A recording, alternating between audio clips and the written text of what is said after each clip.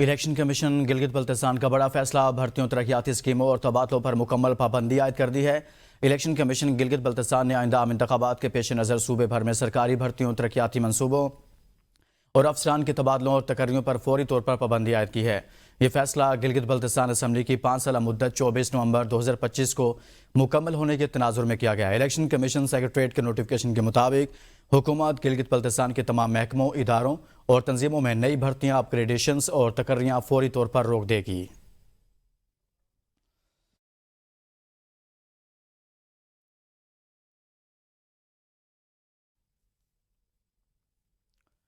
نیپرا کی جانب سے کے الیکٹرک کے ملٹی ایئر ٹیرف پر ریویو فیصلے کا معاملہ، ترجمان پاور ڈویژن کے الیکٹرک بارے فیصلے پر تفصیلی بیان جاری کر دیا۔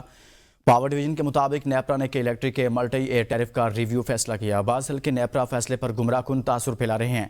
نیپرا کا فیصلہ کراچی صارفین کے خلاف نہیں، حق میں ہے۔ پاور ڈویژن کے مطابق الیکٹرک کو کارکردگی سرکاری اداروں سے بہتر بنانا چاہیے۔ آئسکو، فیسکو، گیپکو جیسے ادارے ریکوری اور سروس میں آگے ہیں۔ نیپرا ریویو کا فیصلہ انتظامی اصلاحات سے متعلق ہے۔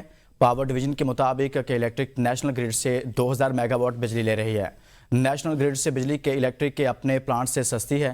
کہ الیکٹرک صارفین کے لیے بھی فی یونٹ نرخ قومی سطح پر یکساں ہیں۔ اخراجات میں کمی صارفین کے لیے مثبت اقدام ثابت ہوگی۔ پاور ڈویژن کے مطابق کراچی صارفین کو سبسڈی بدستور ملتی رہے گی۔ سبسڈی کو کہ الیکٹرک کے منافع کا حصہ بننے سے روکا گیا ہے۔ نیپرا ریویو سے غیر موصول واجبات بلوں میں شامل نہیں کیے جا سکیں گے، صرف تصدیق شدہ واجبات ہی شامل ہوں گے۔ ترجمان کے مطابق نیپرا کا فیصلہ صارفین کے مفاد میں مثبت اقدام ہے۔ کہ الیکٹرک کے منافع کو جائز حد میں رکھنے کا فیصلہ کیا گیا ہے۔ اب کہ الیکٹرک کا منافع ڈالر کی بجائے پاکستانی روپے سے منسلک ہوگا۔ کراچی کو لوڈ شیڈنگ کا کوئی خطرہ نہیں۔ زمان پارک لاہور میں اسلام آباد پولیس پر حملے کا مقدمہ، لاہور کی انسدادی دہشت گردی عدالت نے سنم جاوید کی بہن فلک جاوید کے جسمانی ریمانڈ پر فیصلہ محفوظ کر لیا ہے۔ ملزمہ فلک جاوید کو 14 روزہ جسمانی ریمانڈ مکمل ہونے پر پیش کیا گیا۔ پولیس نے ملزمہ فلک جاوید کے مزید جسمانی ریمانڈ کی استدعا کی۔ ملزمہ کی جانب سے میاں علی اشفاق ایڈوکیٹ نے دلائل دیے۔ انسدادی دہشت گردی عدالت کے ایڈمن جج منظر علی گل نے سماعت کی۔ پولیس کے مطابق ملزمہ زمان پارک میں اسلام آباد پولیس پر حملے کے مقدمہ میں ملوث ہے۔ سابق وزیر اعظم آزاد کشمیر راجہ فاروق حیدر کی قیادت میں LOC پر یوم سیاہ ریلی میں سینکڑوں افراد کی شرکت۔ بھارت کے غاصبانہ قبضے کے خلاف نعرے۔ شرکاء نے وزیر اعظم پاکستان اور فیلڈ مارشل سید عاصم منیر کو خراج تحسین پیش کیا۔ راجہ فاروق حیدر نے اپنے خطاب میں کہا کہ آج کا دن ہماری تاریخ کا سیاہ ترین دن ہے۔ ہندوستان کے ناپاک قدم کشمیر پر پڑے۔ انڈیا کے غیر قانونی قبضہ کو ختم کرنے کے لیے 1 لاکھ سے زائد جانوں کی قربانی دی۔ پاکستان اور کشمیری عوام کو دنیا کی کوئی طاقت الگ نہیں کر سکتی۔ پاکستان کے کروڑوں لوگ کشمیریوں کے ساتھ ہیں۔ کچھ لوگ غلط فہمیاں پیدا کرنے کی کوششوں میں کامیاب نہیں ہو سکے۔ حریت کانفرنس کی آزادی کی جدوجہد کو کبھی فراموش نہیں کریں گے۔ مودی نے آزاد کشمیر پر حملے کی جرات کی تو اس کی فوجوں کا قبرستان بنائیں گے۔ مزید آپ کو بتائیں کہ کراچی میں مزار قائد پر یوم سیاہ کشمیر ریلی کا انعقاد کیا گیا۔ سندھ کے وزیر بلدیات ناصر حسین شاہ نے ریلی کے شرکاء سے خطاب کرتے ہوئے کہا کہ انڈیا نے 27 اکتوبر کو کشمیریوں کی دل آزاری کی۔ کشمیر کا مسئلہ بہت جلد حل ہوگا۔ کشمیر کو پاکستان کا حصہ سمجھتے ہیں۔ کشمیری جو فیصلہ کریں ہمیں منظور ہے۔ ناصر حسین شاہ نے کہا کہ پاکستان کا دفتر خارجہ مسئلہ کشمیر کو احسن انداز میں اجاگر کر رہا ہے۔ کرک کے علاقے گنڈی میر خان خیل درہ کی بانڈا میں نامعلوم افراد کی فائرنگ سے 2 افراد جاں بحق ہو گئے۔ فائرنگ کے بعد ملزمان فرار، پولیس نے تفتیش شروع کر دی ہے۔ فائرنگ کے نتیجہ میں نور گل اور صفی اللہ جاں بحق ہوئے۔ واقعے کی وجوہات ابھی معلوم نہیں ہو سکی اور پولیس اپنی تحقیقات میں مصروف ہے۔ لاشوں کو پوسٹ مارٹم کے لیے کرک اسپتال منتقل کر دیا گیا، جبکہ ریسکیو 1122 کے عملے نے فوری امدادی کارروائیاں کی ہیں۔ ملک کی تاریخ میں پہلی مرتبہ پنجاب کی 65,000 مساجد کے امام کے لیے وزیر اعلیٰ مریم نواز شریف کی جانب سے وظیفہ مقرر کرنے کا فیصلہ۔ وزیر اعلیٰ مریم نواز شریف کی زیر صدارت امن و امان پر مسلسل 5واں اجلاس بریفنگ لی گئی۔ پنجاب میں سائبر کرائم سیل تشکیل دینے کا اصولی فیصلہ۔ لاؤڈ سپیکر کے غیر قانونی استعمال پر کارروائی یقینی بنانے کی ہدایت۔ مذہبی حلقوں کی جانب سے حکومت کے اقدامات کی تحسین کی گئی۔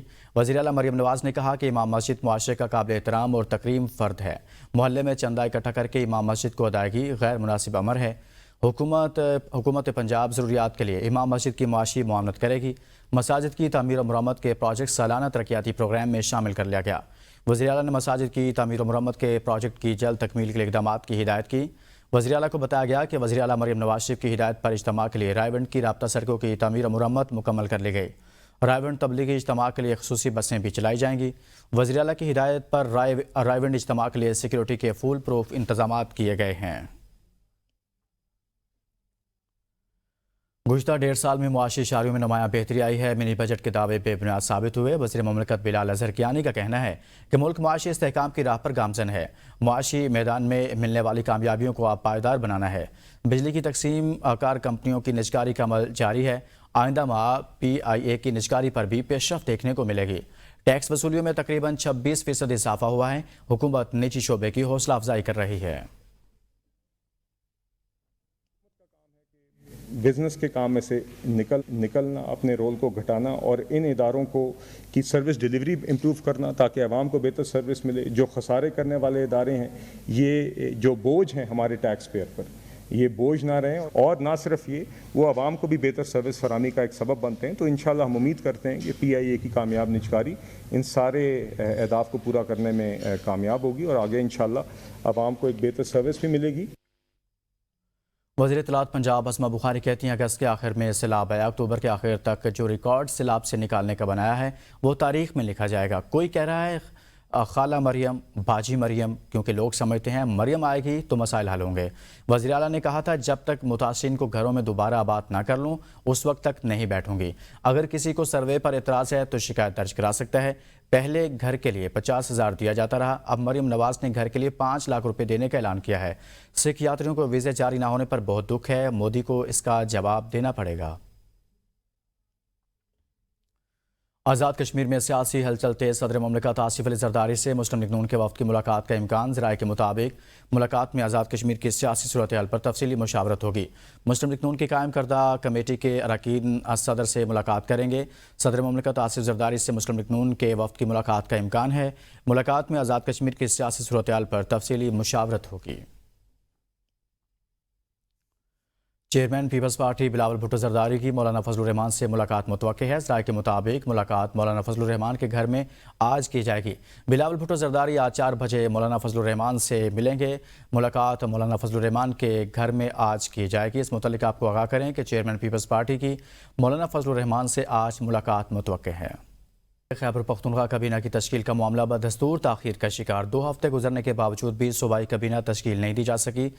صوبہ وزیر اعلیٰ کے حلف کے بعد بھی 2 ہفتوں سے بغیر کابینہ کے چل رہا ہے۔ صوبائی کابینہ نہ ہونے کے باعث اہم پالیسی فیصلے رکے ہیں۔ بیوروکریسی اہم حکومتی معاملات پر چیف سیکرٹری خیبر پختونخوا سے رابطہ کرنے لگے۔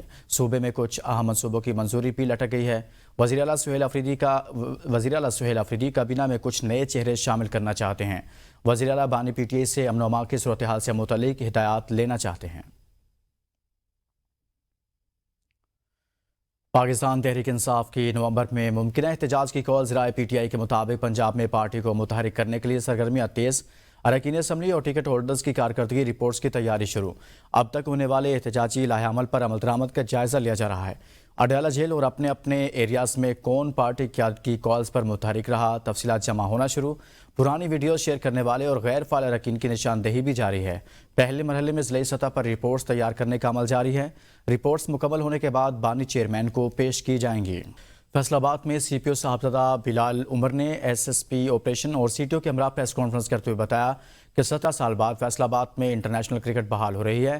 2 سے 9 نومبر تک انٹرنیشنل ٹیمیں فیصل آباد میں میچز کھیلیں گی۔ سیکیورٹی اور ٹریفک پلان مکمل کر لیا گیا ہے۔ 45 مقامات پر ڈائیورشن پلان ترتیب دیا گیا ہے۔ سرینا روڈ اور بلال روڈ میچز کے دوران بند رہیں گے۔ CPO نے بتایا کہ ٹیموں کے سیکیورٹی کے لیے 5,500 اہلکار تعینات ہوں گے۔ خواتین اہلکار بھی اسٹیڈیم کے اندر اور باہر ڈیوٹی انجام دیں گی۔ SP I9 عدیل اکبر کی مبینہ خودکشی کا معاملہ ہے۔ ذرائع کے مطابق انکوائری رپورٹ مکمل آج جاری ہونے کا امکان ہے۔ انکوائری 3 DIGs اور AIG لیگل کی جانب سے مکمل کی گئی۔ کمیٹی نے خودکشی، حادثاتی موت اور قتل کے تمام پہلوؤں کی تحقیقات کی ہیں۔ اسی بارے میں بات کریں گے بیورو چیف اسلام آباد زمان مغل سے۔ زمان بتائے گا اس کیس میں کیا پیش رفت ہو رہی ہے؟